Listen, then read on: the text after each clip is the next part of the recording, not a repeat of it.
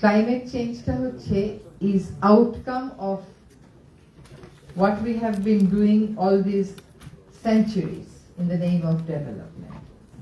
Climate change মোকাবেলার একটা বড় উপায় হচ্ছে প্রকৃতিকে সম্মান করে উন্নয়ন করা, প্রকৃতিটাকে উন্নয়নের মাঝখানে রেখে উন্নয়নটা করা। আমরা করি উন্নয়নটা মাঝখানে রেখে প্রকৃতিকে সাজাবার চেষ্টা করি, সেই প্রচেষ্টা আসলে কখনো সফল হবে না। আমার খুব ভালো লাগছে আপনাদের সামনে আসতে, কারণ সারাক্ষণ গুরু গম্ভীর মানুষদের সাথে কথা বলি, তো আপনাদের মাঝে আসলে নিজেকে একটু ইয়াং মনে হয়। তো মনে হয় যে এখনো আশা আছে, এখনো হারিয়ে নেই।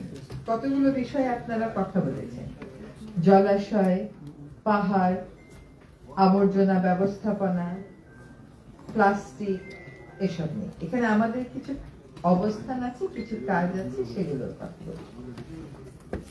আরেকটা কথা আপনারা বলেছেন যে আপনাদের এখানে একটা কোয়ালিশন হবে। আব্দুল্লাহ আবু সাইদ স্যারের একটা বই ছিল যে বাঙালি কেন সংগঠন করতে পারে না, ওইটা একটু পড়ে নেওয়ার আমি আহ্বান জানাই। একটু পড়ে নিতে হবে, ওই ভুলগুলো যেন নতুন প্রজন্মের বাংলাদেশিরা আমরা না করি। একটু জলাশয় নিয়ে আসি। খুব দাবি হচ্ছে সব নদী পরিষ্কার করে ফেলতে হবে। একজন খুবই উচ্চপদস্থ সরকারি কর্মকর্তা, তিনি তার ফেসবুকে প্রায় আমাকে নিয়ে একটা পোস্ট লেখেন, আমি কতটা ব্যর্থ এটা বুঝাবার জন্য। তো উনি বলেন যে এই যে কিনা পলিথিন বন্ধ করতে পারলাম সুপার শপ, এটা যে কোনো একটা বাচ্চাও নাকি পারত, তো সেই বাচ্চাটা 54 বছরে জন্ম কেন হলো না বুঝতে পারলাম না। এখন আসেন একটি নদীতে, উনি বলেন যদি পারেন তো নদী একটা নীল পানি করে দেখান। দেখেন এইসব হচ্ছে খুব গভীরে না যেয়ে কথাবার্তা।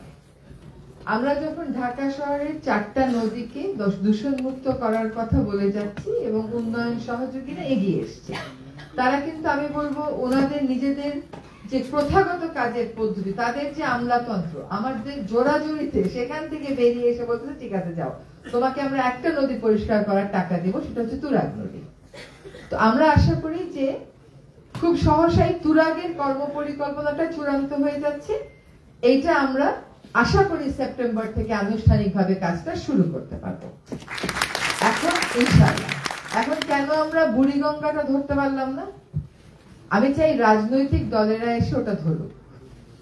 কারণ বুড়িগঙ্গার মাটিতে যে 5 থেকে 7 ফিট পলিথিন শপিং ব্যাগ, এইটা ওরা তুলে ব্যবস্থাপনাটা করুক, করার উচিত। তো আমরা তো তুরাগটা দেখিয়ে দিয়ে যাবো ইনশাআল্লাহ।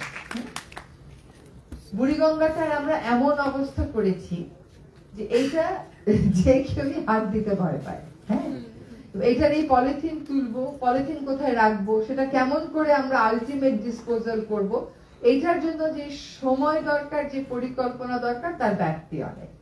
ফলে আমরা তুরাগটা ইনশাআল্লাহ শুরু করব। বুড়িগঙ্গা, তুরাগ, বালু আর শীতলক্ষা, এই 4টা নদীরই কর্ম পরিকল্পনা আমরা করছি। 4টা নদীরই আমরা পুরা বাজেট অ্যাসেসমেন্ট করছি এবং আমরা চেষ্টা করব, আমরা এডিবি ওয়ার্ল্ড ব্যাংকের সাথে কথা বলেছি, ওয়ার্ল্ড ব্যাংক তুরাগে সাহায্য করবে বলে দিয়েছে, এডিবি তুরাগের সৌন্দর্য বর্ধনে সাহায্য করবে বলে দিয়েছে। আরেকটা হচ্ছে বাকি কয়টা হয়তো আগামী বছর জুনের আগে হবে না, তো আমরা কাজটা শেষ করে দিয়ে যাব, পরবর্তী সরকার এসে নিশ্চয়ই it will not be anything difficult for them or no extra work for them, ওনারা খালি will get into the agreement, আমরা বাকি কাজগুলো এগ্রিমেন্টে যাওয়ার, কে সাহায্য করবে এগুলা করে দিয়ে যাওয়ার আপ্রাণ চেষ্টা করব। বাংলাদেশের 64টা জেলা থেকে 64টি নদী পরিষ্কার করার কর্ম পরিকল্পনা আমরা এনেছি। 64 নদীতে আমরা হাত দিতে পারবো না, আমাদের সময় নেই। ফলে 7টা ডিভিশনে 7টা নদীর কর্ম পরিকল্পনা একেবারে বাজেট সহ চূড়ান্ত করা হচ্ছে। এগুলো আশা করি আমাদের নিজস্ব রিসোর্স থেকে, সেখানে লড়াই করতে হবে, কিন্তু আশা করি ব্যবস্থা করে দিয়ে যেতে পারবো কাজ শুরু করার। তার মধ্যে 2টা লবণদহ, 3টা লবণদহ, হাড়িধোয়া আর সুতা, এই 3টা যেটুকুন পারি আমাদের জলবায়ু পরিবর্তন ট্রাস্ট ফান্ড থেকেই কাজটা শুরু করব। এই 7টা বাদেও কক্সবাজারের বাকখালী আমরা নিলাম, কয়টা হলো 8টা, আর ঢাকার 4টা 12টা। এই 12টার ব্যাপারে আমরা কর্মপরিকল্পনা, ফিনান্সিয়াল অ্যালোকেশন সবকিছু চূড়ান্ত করে কাজটা শুরু করার চেষ্টা করব। মনে রাখবেন, আমাদের দেওয়ার সর্বোচ্চ সময় যদি জুনও হয়, তাহলেও এই সরকারের বয়স কিন্তু 1 বছর 10 মাসও তখন হবে না। তার মধ্যে এই কাজগুলো আমরা করব। এবার আসেন পলিথিনে। হাত তুলবেন কিন্তু। বাজার করেন কয়জন মাঝে মধ্যে? সবাই নাকি বাজার করে? আচ্ছা, এবার হাত নামান। বাজারে যাওয়ার সময় বাসার থেকে একটা কাপড়ের, একদম সত্য কথা বলবেন, কাপড়ের বা পাটের ব্যাগ হাতে করে নিয়ে যান কয়জন? হাত তোলেন। এবার হাতের সংখ্যা দেখেন কত কম। একটা কথা আপনারা বলেন, পরিবেশ হচ্ছে সরকারের দায়িত্ব, আপনাদের অধিকার। ইউ আর অ্যাবসলিউটলি রং দেয়ার। পরিবেশ হচ্ছে গণতন্ত্রের মতো। গণতন্ত্রে যেমন সবার দায়িত্ব থাকে, সবাই দায়িত্ব পালন না করলে সেটা অর্থবহ হবে না, পরিবেশও তাই। এবার বলেন, আগামী দিন থেকে বাজারে যাওয়ার সময় ব্যাকপ্যাক তো নেয়নি, সবসময় ব্যাকপ্যাকের মধ্যে একটা পাতলা কাপড়ের ব্যাগ বা একটা পাতলা চটের ব্যাগ নিয়ে বাজারে যাবেন কয়জন? All hands raised. Please change your habit. পরিবেশ উপদেষ্টা পারলো না পলিথিন বন্ধ করতে, তাহলে কি হলো? সে ব্যর্থ হলো। পরিবেশ উপদেষ্টা পারলো পলিথিন বন্ধ করতে, তাহলে কি হলো? সে সফল হলো।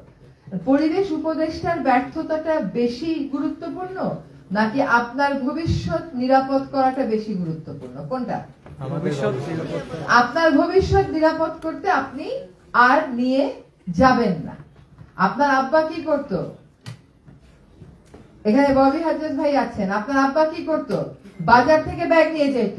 আপনি শোনেননি কানে বলতে যে বাজারের ব্যাগটা দাও তো? শুনছেন তো? সেটাই করবেন। এটা এমন কঠিন কিছু না, ঠিক আছে?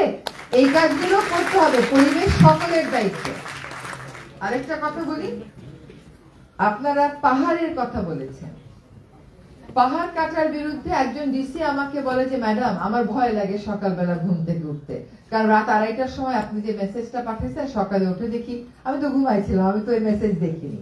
রাত 2:30টায় পাহাড় কাটারও কৌশল বদলায়। আগে দিনে কাটতো, এখন মাঝরাতে যখন সবাই ঘুমায় যায় তখন কাটা শুরু করে।